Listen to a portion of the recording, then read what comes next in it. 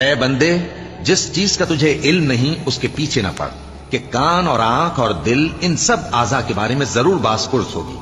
اور زمین پر اکڑ کر اور تن کر مت چل کہ تو زمین کو پھاڑ تو نہیں ڈالے گا اور نہ لمبا ہو کر پہاڑوں کی چوٹی تک پہنچ جائے گا۔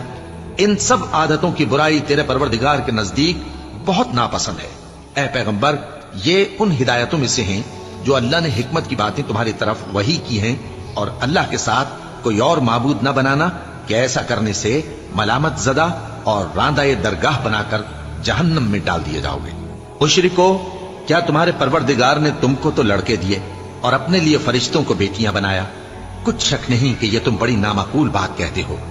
اور ہم نے اس قرآن میں طرح طرح کی باتیں بیان کی ہیں تاکہ لوگ نصیحت حاصل کریں، مگر وہ اس سے اور بدک جاتی ہیں۔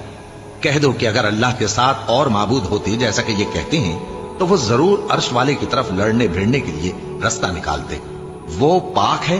اور جو کچھ یہ بکواس کرتے ہیں اس سے اس کا رتبہ بہت عالی ہے۔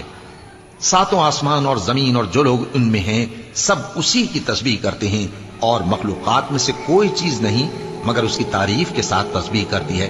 لیکن تم ان کی تسبیح کو نہیں سمجھتے۔ بے شک وہ بردبار ہے، غفار ہے۔ اور اے نبی،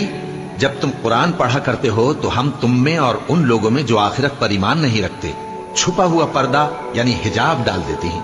اور ان کے دلوں پر بھی پردے ڈال دیتے ہیں کہ اسے سمجھ نہ سکیں، اور ان کے کانوں میں ثقل پیدا کر دیتے ہیں۔ اور جب تم قرآن میں اپنے پروردگار یکتا کا ذکر کرتے ہو تو وہ لوگ بدک جاتے ہیں اور پیٹ پھیر کر چل دیتے ہیں۔ یہ لوگ جب تمہاری طرف کان لگاتے ہیں تو جس نیت سے یہ سنتے ہیں ہم اسے خوب جانتے ہیں، اور جب یہ سرگوشیاں کرتے ہیں یعنی جب ظالم کہتے ہیں کہ تم تو ایک ایسے شخص کی پیروی کرتے ہو جس پر جادو کیا گیا ہے،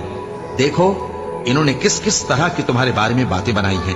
سو یہ گمراہ ہو رہے ہیں اور رستہ نہیں پا سکتے۔ اور کہتے ہیں کہ جب ہم مر کر بوسیدہ ہڈیاں اور چور چور ہو جائیں گے تو کیا اثر نو پیدا ہو کر اٹھیں گے؟ کہہ دو کہ خواہ تم پتھر ہو جاؤ یا لوہا یا کوئی اور چیز جو تمہارے نزدیک پتھر اور لوہے سے بھی زیادہ سخت ہو، جھٹ کہیں گے کہ بھلا ہمیں دوبارہ کون جلائے گا؟ کہہ دو کہ وہی جس نے تم کو پہلی بار پیدا کیا